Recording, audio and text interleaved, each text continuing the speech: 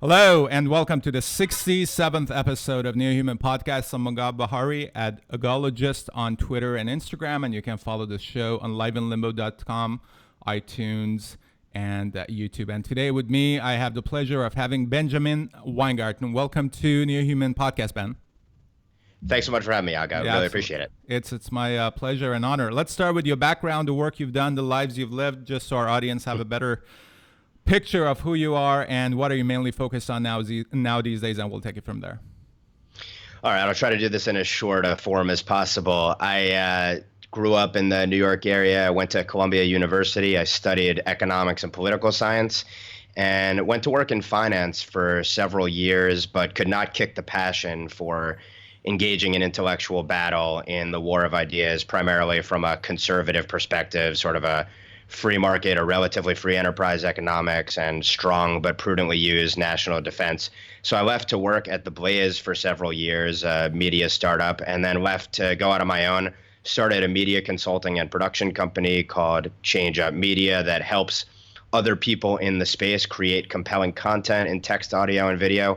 And I'm a senior contributor at The Federalist, a fellow at the Claremont Institute, a senior fellow at the London Center for Policy Research. But all of my work is really geared towards advancing the values and principles that I cherish. And the kind of two seminal issues that I focus on in the national security and foreign policy space in my writing and speaking are, number one, China and the Chinese Communist Party, on which I'm working on a book on that right now as we speak. And number two, the global jihadist, Islamic supremacist effort. And Ilhan Omar, actually, of late, the subject of this new book, American Ingrate, Ilhan Omar and the Progressive Islamist Takeover of the Democratic Party, has actually sort of blended both of these worlds because she's been parroting sort of Chinese Communist Party propaganda with respect to coronavirus. And that she's also been calling for removing all sanctions from Iran in connection with coronavirus. So worlds are colliding. Yeah. Well, I'll tell you this, as someone who is originally coming from Iran, I entered Canada as a refugee, and I came to the United States as a legal immigrant. And I'm supporting Trump and I've been supporting him publicly for the past 2.5, 3 years. And with everything that I told you, I'm a former refugee, I'm an ex-Muslim, I'm an immigrant. I've been called all names imaginable: Islamophobe, racist, xenophobe, everything, from the side that has the claim of respecting diversity and inclusion and all of that. So it's clearly nonsensical what is coming from the left. And I'm not a conservative. I can't even vote here. I'm not a Republican. I'm an independent thinker. But it cannot get as more clear than what it is right now with respect to China, with respect to jihadism, with respect to the most fundamentalist interpretation of Islam that is hurting millions and millions of Muslims around the world, including in the United States. So I'm so glad that you're here. I have to admit that I consider postponing this chat because of coronavirus and all that is happening, because it was like, well, we don't want to politicizing it. But how can you not politicizing it when the media is attacking the president? And at the same time, I think this is a very good opportunity to talk about. For example, Biden has calling coronavirus, foreign virus, xenophobic, has blasted Europe travel ban. We know that Europe has shut down all of their borders within the Schengen zone for 30 days. Canada has shut down the borders. And Dr. Anthony Fauci, who's the head scientist of the government with respect to coronavirus and all that, he has said that travel ban to China absolutely made a difference. And we do know that most Democrats have promised to decriminalize illegal border crossing altogether. So what is going on, Ben? Well, and of course, the Chinese Communist Party itself has been playing up this whole notion that I call it the Chi-Com coronavirus, calling it the Chinese coronavirus or the Wuhan virus, or basically stating the name of origin, where it emanated from, is somehow racist. And you've had people in our media and our political system in America and around the world play this up.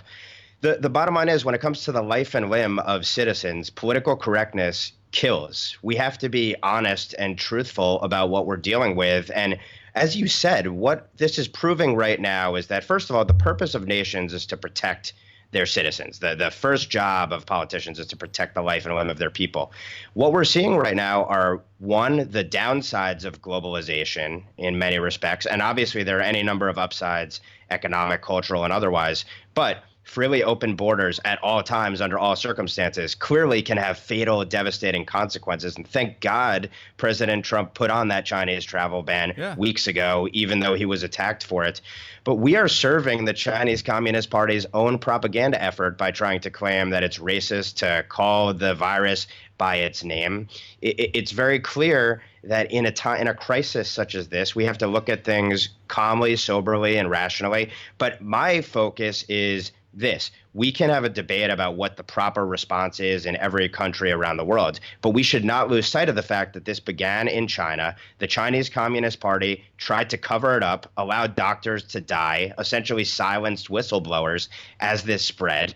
And it is their fault that this has turned into a global pandemic. So it starts there. And I think it shouldn't be considered racist or offensive to call it like it is. We have to treat people as they are and treat things as they are. And so it is insane that the focus is on, oh, you're calling this by a name that might be offensive to some people, as opposed to, look, this started over there. The Chinese Communist Party is more responsible than any other party for this, creating global havoc, having all of these disastrous economic consequences and consequences for the life and limb of people around the world. And thank God we're starting to get a handle on this, but obviously there's going to be significant pain. And I hope that all of your viewers, listeners are taking all necessary precautions without panic. Absolutely. There should be no panic in this. I think it should be seen as an opportunity for all of these shortfallings to come to the surface so we can talk about it.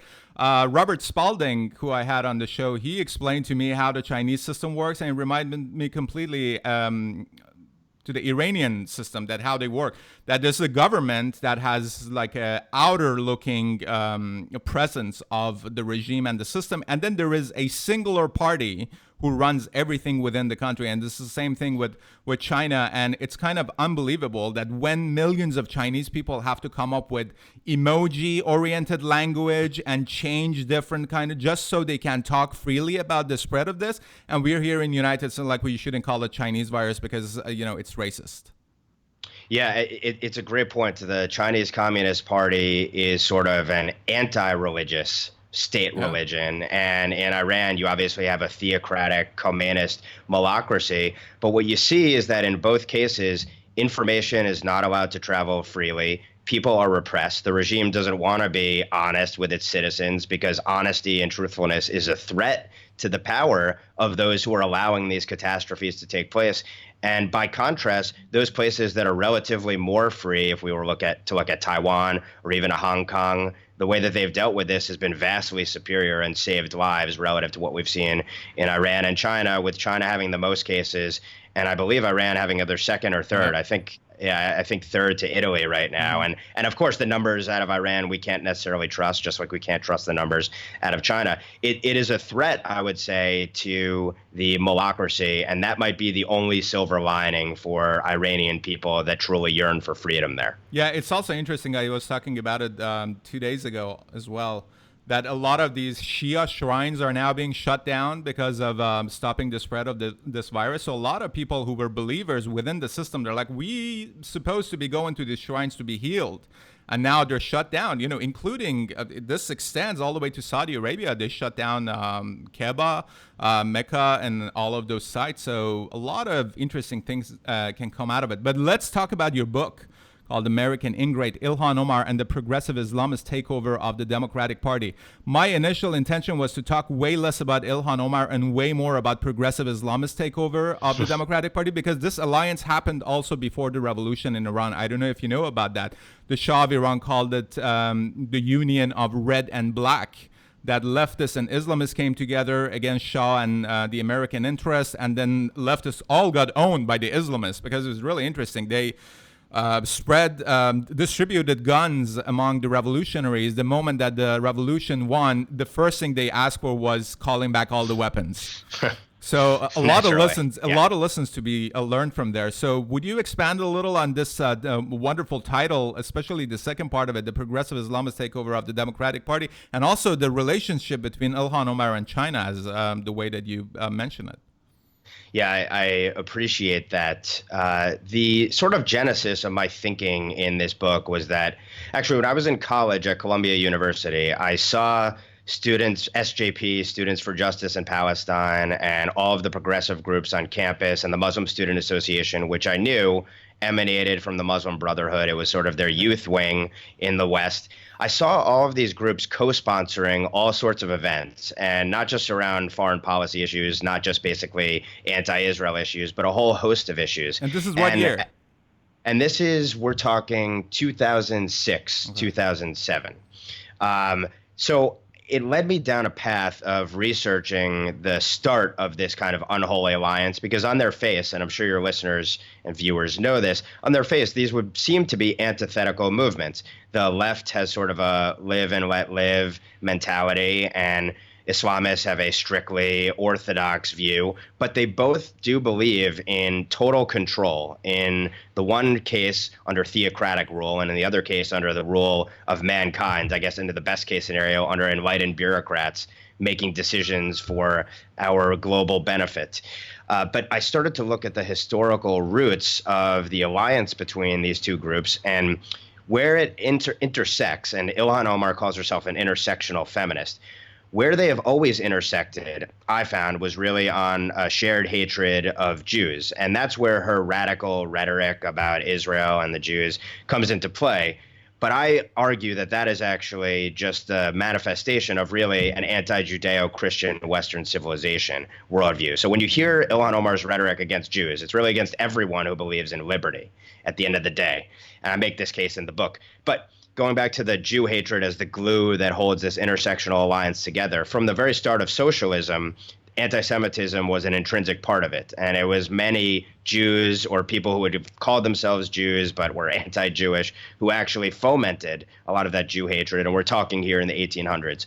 Since the advent of Islam, there's been a substantial, predominant view of hatred towards Jews. So this was a place where they ideologically aligned. And then in practice, especially if you look at the Cold War, and we're talking here 60s, when the Soviet Union started to expand its influence into the Arab world and viewed the Arab world as part of its battleground with the West, they flooded the Middle East with the Protocols of the Utters of Zion and other books to try to stir up Jew hatred and use that to build an alliance, again, an unholy, weird alliance on its face with Islamist forces on the ground. And so, for example, you have a Yasser Arafat, for example, who could be called at a minimum a KGB asset or a KGB agent. Saddam Hussein had ties to the KGB. And this isn't conspiratorial stuff. It's all right there in the record books. And you see it in the way that they have a shared rhetoric about anti-colonialist, the oppressive, imperialist sort of West,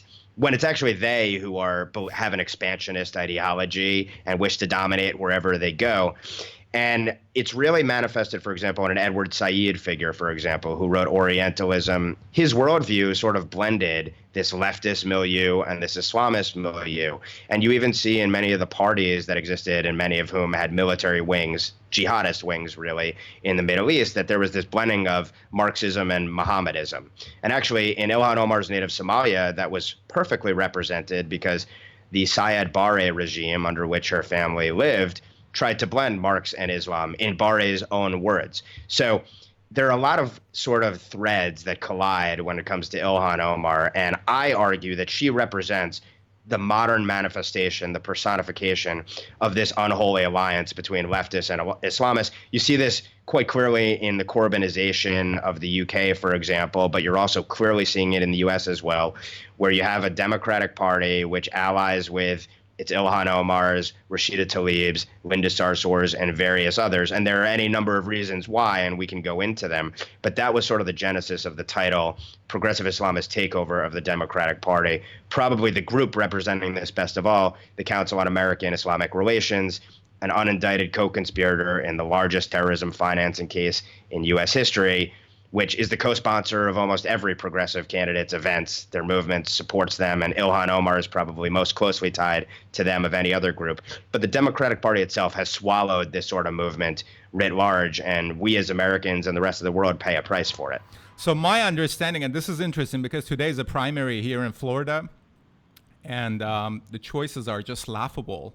The guy who, I said the D in front of Joe Biden's name now stands for dementia.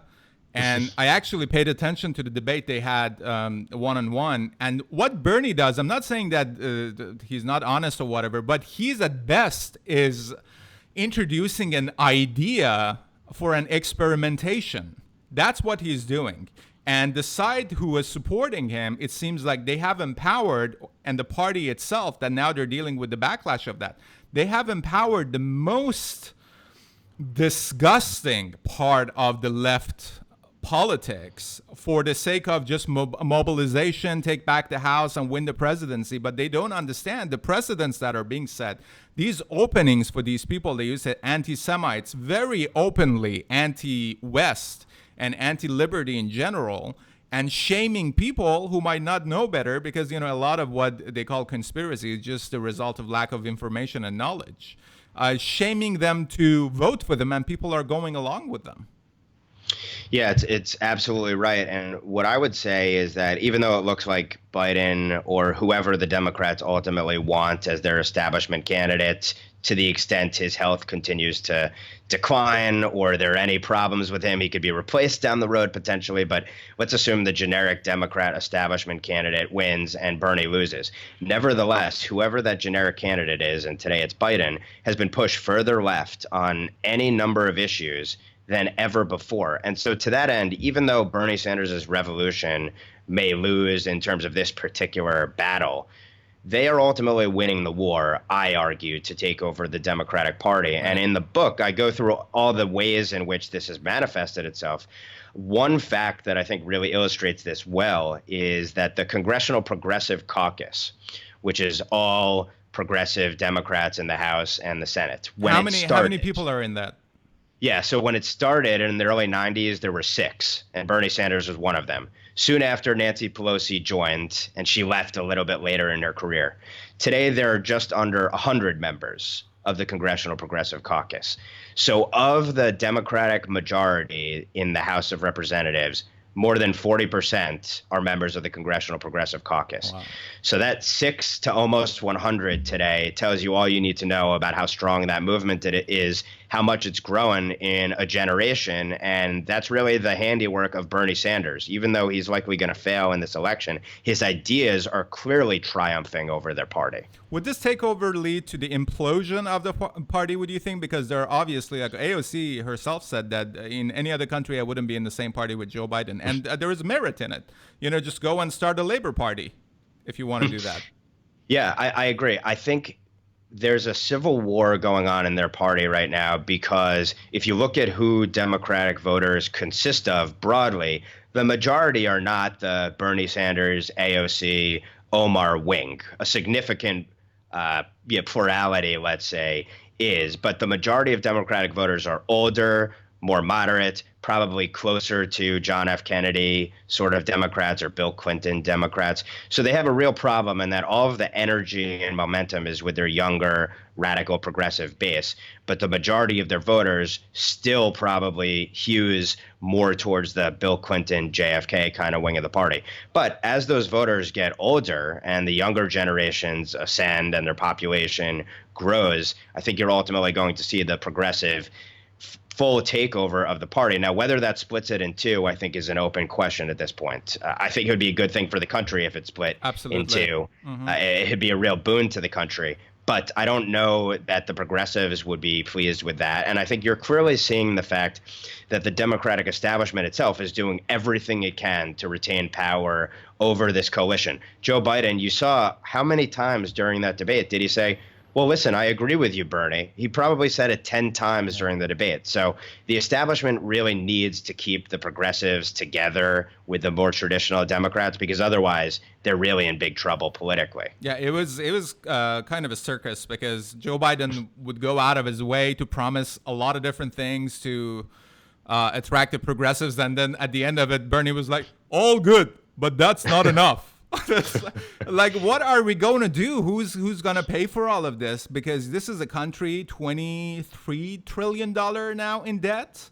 And these people are, like, for example, universal basic income is something that I'm in favor of, but not as the extension of the welfare state, that the way these people want to implement it, that more and more power going back to the centralized structure of authority in a form of a federal government.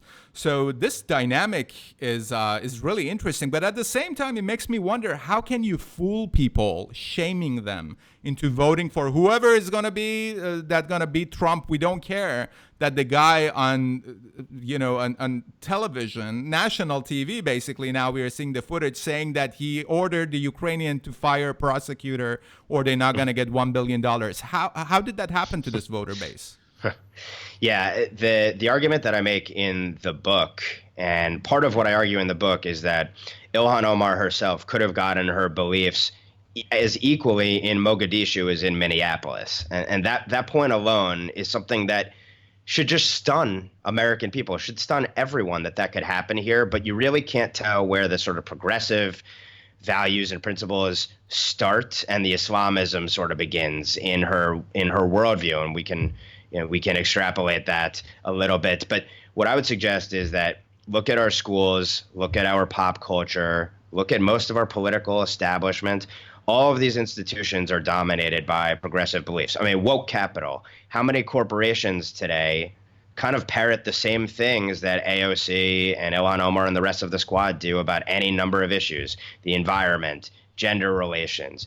Pick your issue.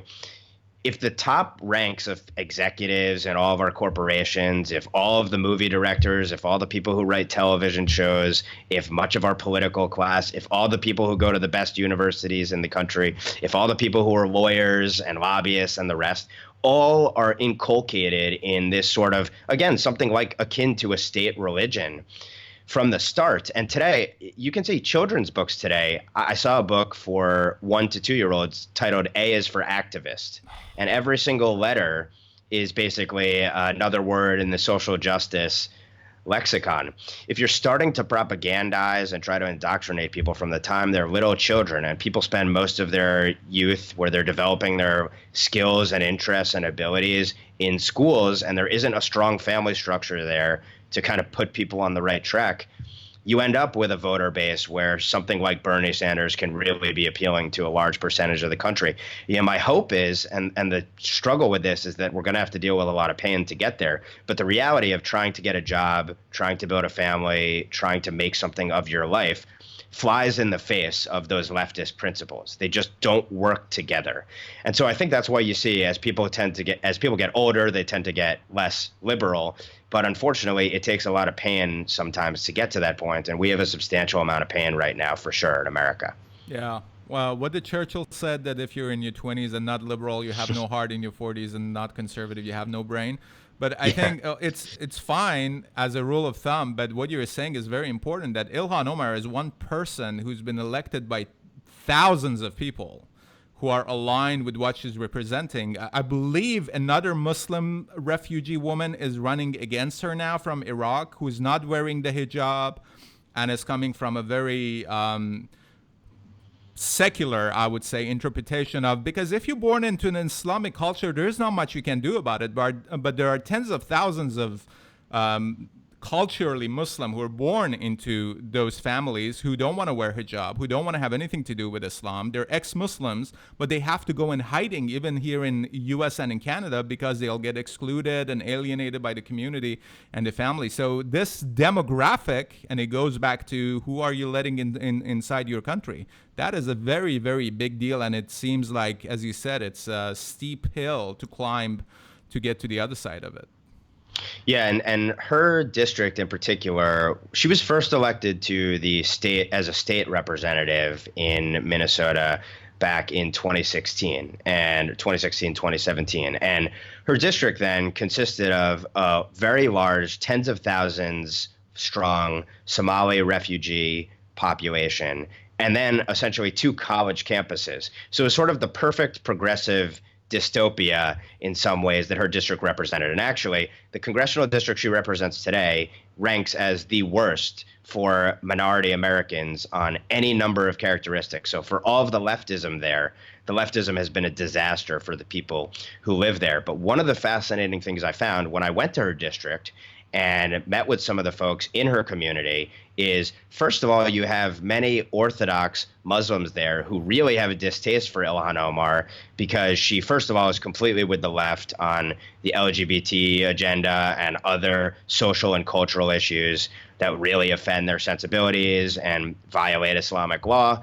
And then you also have the issues associated with her personal behavior, potentially marrying her brother, having at least one or two affairs.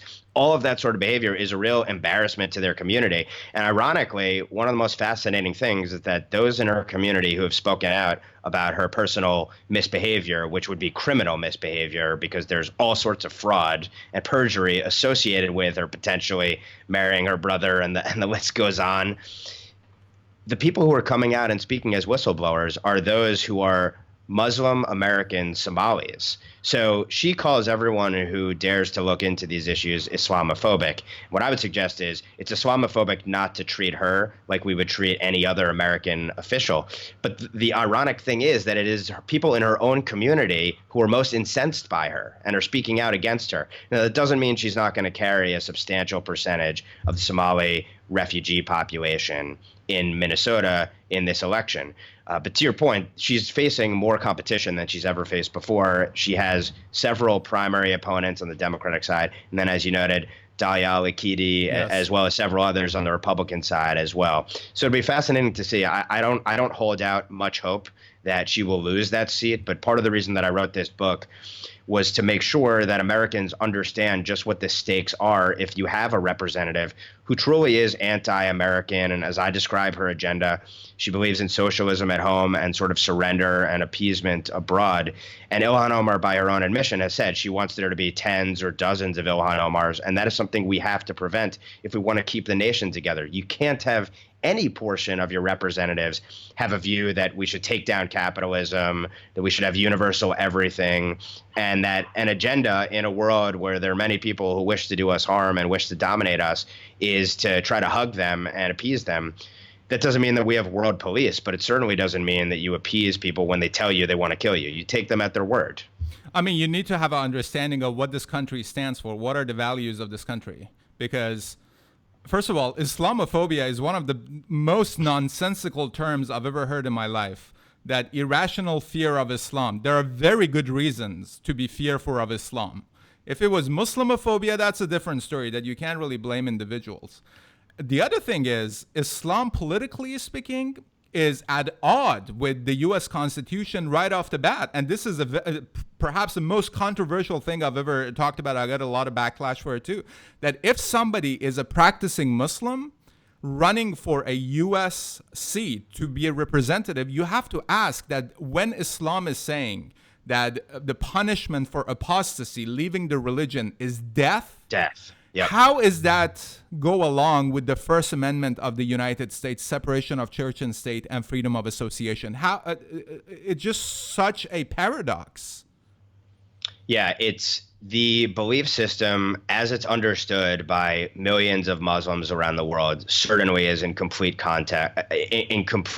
contradiction of, cannot coexist with in any sense, the Western liberal understanding of government. They are diametrically opposed. Islam means to submit. Muslim means the one who has submitted. There is no compromise. Islam is the only religion that has a claim. Its holy book has directly come from God. It's not the written words of some like mediatory.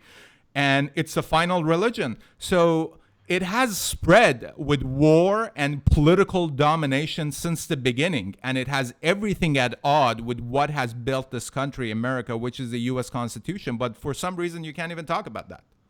Well, as you know better than I do, if you follow what Muhammad did, that is sort of the template for how you dominate ultimately. And we also know that older verses abrogate the the newer verses abrogate the older verses. So many of the peaceful verses in the texts are violated by the actual ones that ought to be followed. I think you're absolutely right. They're in complete conflict. We need to talk openly and honestly about it. And look, you'll often get the argument that said, well, there are many different interpretations to a religion, and there are many different scholars, and there are obviously any number of schools of Islam, and not just Sunni and Shia, but within them, any number of schools as well. All that matters, though, is do millions of people who claim to threaten you believe in a certain interpretation? And that, at the end of the day, is all that matters. Anyone can claim that they're an Islamic scholar or not, but all you have to do is look at what do the scholars themselves say and how do people interpret it. And you have to then plan accordingly from a defensive perspective. So I think it's just a matter of being rational. The party of science, the people who claim to believe in taking things in an objective sense, a calm, sober sense, all they have to do is look at the text, look at how people interpret the text, and plan accordingly. It's not bigoted to do so. It's rational. Absolutely. And I feel for the people like yourself who had to live under an oppressive system, or your ancestors who had to live under an oppressive system. And thankfully, there still are bastions of freedom like this, as long as we can hold on to it, that protect all of our core rights, including the first one, the right to free speech. And when Islamophobia is screamed at people, or bigot or right-wing extremists, the entire purpose of that is to stop us from using our free speech. And that's a real problem. And that's one of the reasons I wrote this book, because it has to be fought. Yeah, and kudos to you. I tell you this, I smuggled the U.S. flag from Cyprus back to Iran, and I had it in my room. And it, not because I love the U.S. government or anything like that. It was the values that it represents: free speech. You know, you have the individual freedom. What we could understand it, and people in Iran, millions of them, they're not done only with the regime. They're done with Islam, because they believe that this is a manifestation of a Islamic of a theology that has absolutely nothing to do with those people. It's nonsensical, makes no sense whatsoever. So it's kind of a surprise. I repeatedly say that my biggest culture shock coming to the West was how Islam was being treated here in the West. Do you think that conservatives also played a role? Because you mentioned that a lot of disagreements against Ilhan Omar is coming from Muslims themselves. Do you think that conservatives played a role of not implementing these moderate Muslims or secular Muslims within the conservative voter base, Republican voter base, and giving all the Islamic narrative within to be interpreted within the leftist kind of a narrative coming from the Democrats? Well, I think that there are a lot of people who have not spent significant time understanding the religious principles, the history, and then how those principles and that history manifests itself today. So I think there's a bit of a knowledge gap that is part of this. I mean, how many Americans, period, have ever opened the Quran? How many of them have looked at any number of hadiths and actually gone through chapter and verse? How many of them have actually studied this ideology that, as you know and as I know, really lies in complete conflict with all of our values and principles? But then there's the other aspect of this, which is taking advantage of that ignorance. And groups like the Council on American Islamic Relations, CAIR, has tried to develop ties with many Republicans. And you see, oftentimes there are letters that are drafted to CAIR, members of Congress expressing them Happy New Year and the like. And you'll see as many Republican signatories as Democrat signatories. And that is in part because the wool has been pulled over their eyes. There's an assumption that every religion views the world the same way. We all want the same things: a college education and 2 cars and a nice house and a comfortable life. Cartoon world. There's not a realization that actually different peoples are different. If you believe in diversity, then you should appreciate that actually there are other value systems, belief systems. Not everyone values material goods as the highest thing. Not everyone values your religion as the highest religion. So I think there's a level of ignorance that cuts across all party lines in America. And then there's a naivete which projects on the world that everyone is just like us. And look, that manifests itself in horrendous ways. If you look at what has happened in Afghanistan or Iraq, the belief that you're going to have a Western-style democracy in those countries is absurd. Anyone that knew anything about history or the religion itself knows that that's the belief system that dominates. You're not going to be able to impose a free system on a system that doesn't want to be free. So we've seen in any number of ways this has manifested itself in disaster for the U.S. It manifested itself in the disaster of 9/11, in those people being here in the first place, those who piloted those planes. So it has terrible knock-on effects for our society. But what's far more damaging and dangerous over the long run is when you have Islamists who insinuate themselves in your political system, in your culture, and then you basically disarm without there ever being a fight. The sort of stealth Islamist or stealth jihadist is much more dangerous to Americans than the jihadist who straps a bomb to themselves over the long run, in my view. Oh, for sure. Progressives themselves can be seen as a stealth jihadist of a kind. I had a conversation with Peter Boghossian, and we agreed that this is, as you also mentioned, this is a fundamentalist new religion that these people have formed. And his understanding is that it has started from colleges and universities and academia, and it's still being fed from those places. A bunch of people get together, come up with studies that have absolutely no basis in reality, and the activists refer back to those studies and those papers that were published, and so this feedback loop continues. Politically, though, do you think conservatives and Republicans will be forced at some point, just like what they did with respect to LGBTQ? It was unimaginable to have, for example, a gay Republican running for an office 10 years ago. Now it's happening more and more. Do you think that Republicans and conservatives will be forced to implement certain aspect of the Muslim culture, the ones who are more open, more secular, to create some kind of a narrative that, hey, when you put that hijab on your head, that's not a value? A lot of women are fighting their entire career and their lives just so they won't be forced to pulling on that. Here's the example. This representative who's also a Muslim, but she's a Republican or a conservative. Yeah, well, on a personal level, I've tried to hold up Ayaan Hirsi Ali.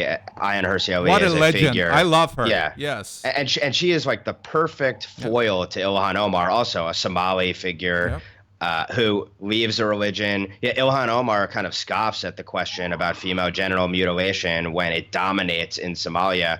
Well, Ayaan Hirsi Ali is someone who is subjected to that, and she's never had to answer for it. Omar, that is. What I would suggest is there's going to have to be a realization that the Omars and Tlaibs need to be countered.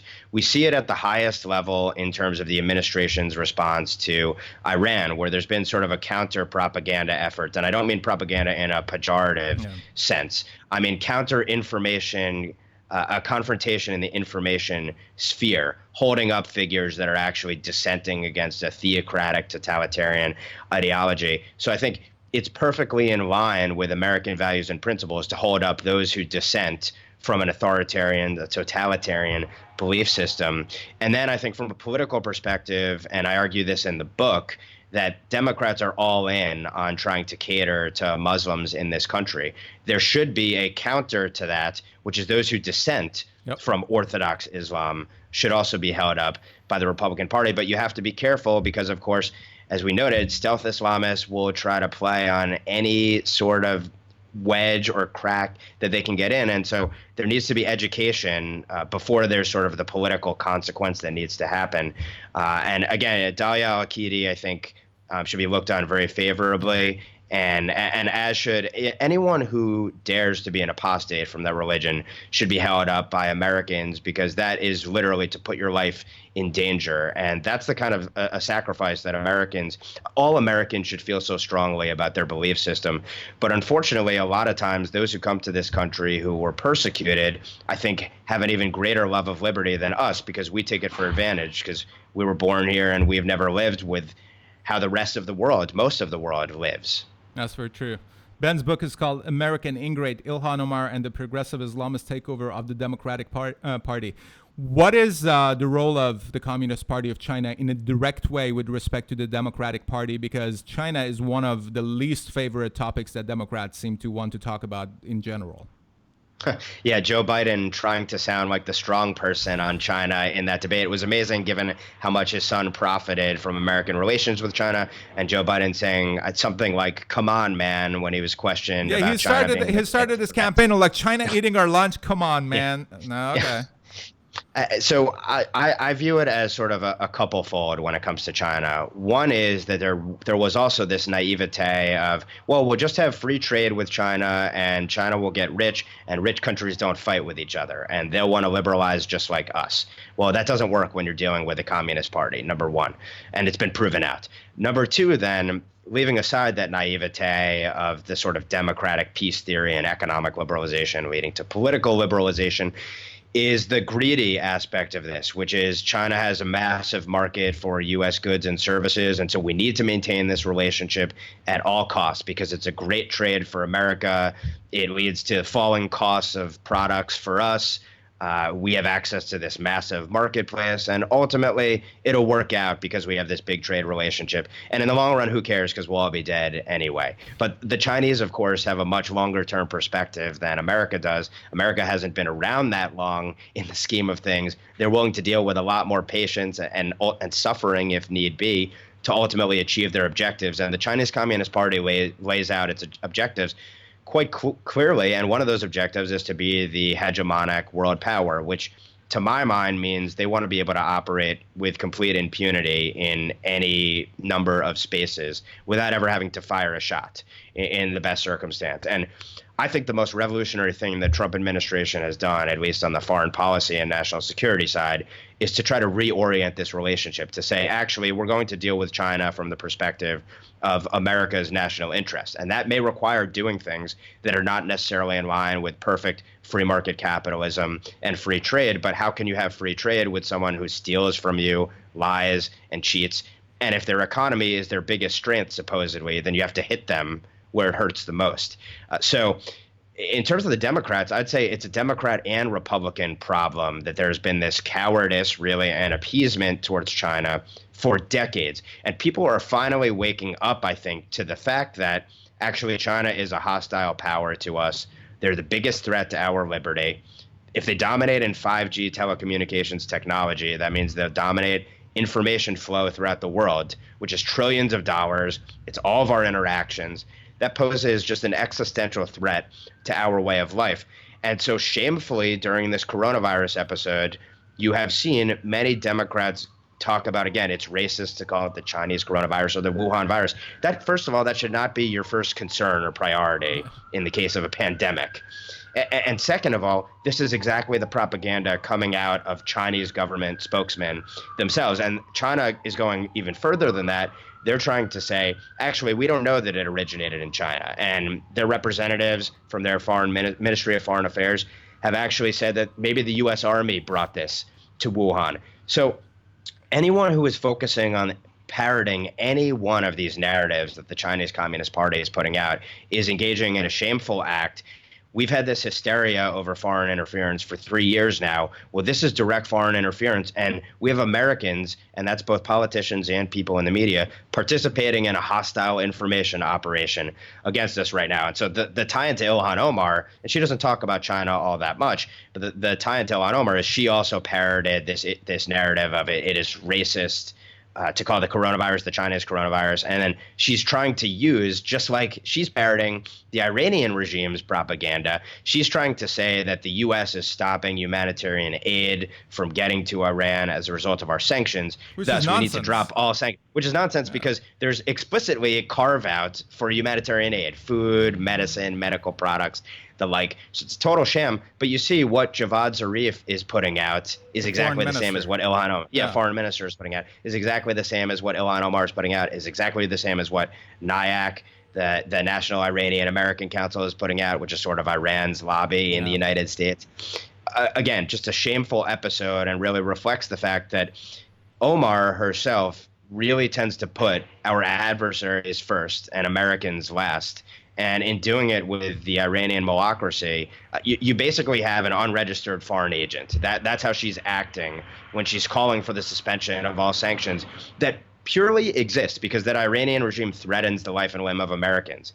As we saw before the killing of Soleimani, the reason for that was because there was an attack on our embassy directed from Iran. Those sanctions would be gone tomorrow if the regime collapsed and there was a liberal regime, or at least a pro-American regime, that was in place. Yeah, Soleimani's reaction for me was, why did it take so long?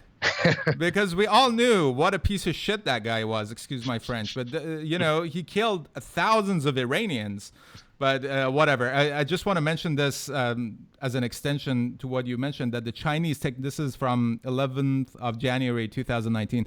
The Chinese technology helping New York police keep a closer eye on the United States' biggest city. China is exporting its cutting-edge facial recognition across the Pacific. And many of these people and many of these governments and state governments and companies, they don't realize that Chinese facility means that the ownership of your data by the Chinese Communist Party. That's what it means. And this is something that they make it very clear for whatever company works in China, that if the party asks for any kind of an information, including user data, you just have to hand it over.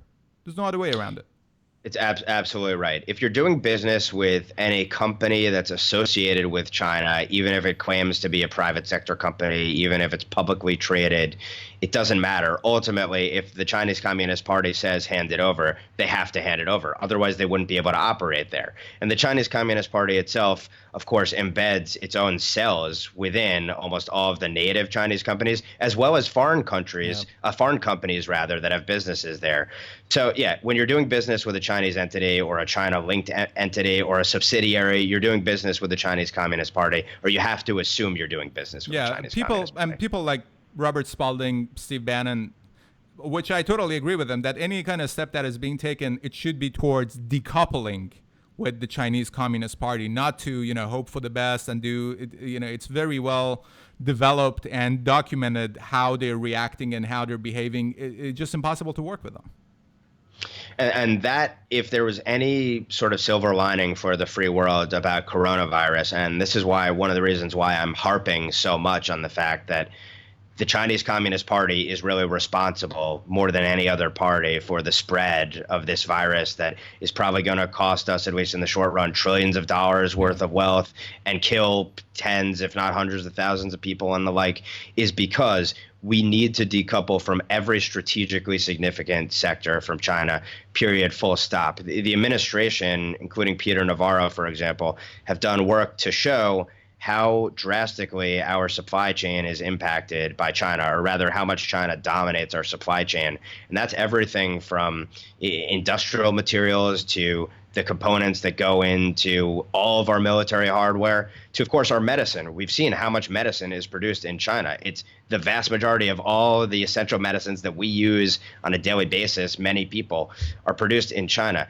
There has to be the capacity to have that here in the West, or at a minimum in aligned, free, liberal countries, because you see what happens when you're reliant on a China. You see the catastrophic consequences for it. So if there's a silver lining, I think it's that we need to shift every strategically significant industry.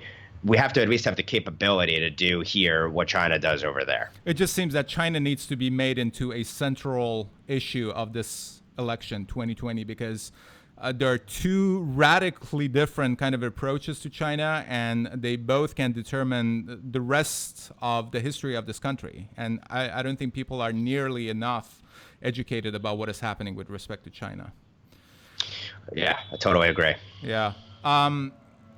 What are your thoughts about the calls, not the calls, but the idea that we are heading towards an inevitable kind of a civil war as a result of this division, that there is a part of the country that they don't even care what comes out of Trump's mouth or what are the issues. They're going to hate him. They're going to hate his supporters. And then there is a part of a country who it doesn't matter what's coming out of the left and the Democrats. They're not going to listen to it. And the majority of country are like, we're kind of stuck in the middle between these two. What are we going to do? Yeah, I think some people have called what we're going through right now a cold civil war. Right. And obviously there are hot parts of it. Like I would say Antifa would be a hot part of that civil war. I think to the extent that we're engaging in a battle of ideas and one group isn't imposing its ideology on the others, I say let the best ideas win. The problem is that from my perspective, at least, one half of the people engaged in this battle of intellectual ideas cannot tolerate any competing ideas. And that's the whole point of why they want to control free speech. They want to say that there's such a thing as hate speech, and if there's hate speech, that it should be regulated. And if you have that, then you don't have free speech, and you don't have a free and liberal society, because you need a marketplace of ideas in order to retain your liberty. What I would suggest is my hope would be that at some point the country is forced to align on a shared set of values and principles, probably as a result of either a foe that really represents a threat to our way of life, like a China, for example, or maybe something like this pandemic. But obviously, we've seen the reaction so far, and it does not leave me optimistic that there actually is going to be some uniting on this. So I think we have to wait and see. Again, yeah, after 9/11, for example, in this country, there was a unity that has never existed, in my view, at any other point in my life that cut across partisan lines. Everyone understood it was a terrible disaster, and it brought everyone together, and there was an understanding that there needs to be a response to it. And we can debate the merits of that response. Today, if that were to happen, I'm not sure what the reaction would be. And, I don't know if we would have a politically correct response from a certain percentage of people. Some people would say it's a conspiracy, inside job, and there were people who did that after 9/11 too. But everyone knew that these are kind of crackpots, and this is an absurd thing. I'm less optimistic about sort of how fragile we are at this point. The way that people are responding to this pandemic makes me pessimistic about the notion that, one, we can unite, and that, two, when we face really tough times, that we're going to react in a rational fashion. I just can't imagine the World War II generation would react to this pandemic the same way people are today, with hysterical responses and sold out toilet paper everywhere. Like what? Yeah, it's just, we're a much more fragile and soft society than we were. And, the hope is that when we're faced with hardships, that causes us to toughen up and wise up and unite when we need to unite. But I think we have to wait and see. Yeah, I think it's important to contemplate on this ideological division, because let's say Trump wins the re-election and stays in power 4 more years. There is a very real possibility of having a 7-2 conservative majority Supreme Court of the United States as a result of that. They've already appointed 230 judges, federal judges across the country. So the judiciary aspect of this country is going to be completely different in favor of conservatives. Yet you have portion of the society that are not even willing to have the conversation. Like, again, I'm going back to AOC, was saying, it's better to be morally right than factually correct. And even if you debate with people who disagree with you, who are coming from the oppressor side, you're giving them air and all of that. So it seems like some deep and very consequential challenges ahead, but also opportunities. Absolutely. With challenges come opportunities. Absolutely, and enterprising people will take advantage of those opportunities. And what I would say is interesting about that is there has been a dramatic change in the composition of the courts under the Trump administration. And as you said, in the Supreme Court in a second term could be a really decisive blow to progressives. All that said, though, you still look at how challenged Trump has been to advance major parts of his agenda. And it shows you that you can have a presidency, you can have the House, you can have the Senate, but versus sort of the state ideology and the status quo, it's still very hard. Absolutely. And you have one rogue justice out of over 520 or so justices can say, I'm declaring a universal injunction because I don't like the president's policy. And that shows you how the works can get gummed up. Even in a system where theoretically you have representative government, and if you have a presidency and a House and a Senate, they should be able to advance their agenda. Now, look, there's genius in that from the founders in making it really tough for there to be any sort of dramatic change. That's a good thing as a general matter. But what happens when you have a party in power and they're only in power by name, but it's actually the bureaucrats and lower level judges that are really the ones dictating policy?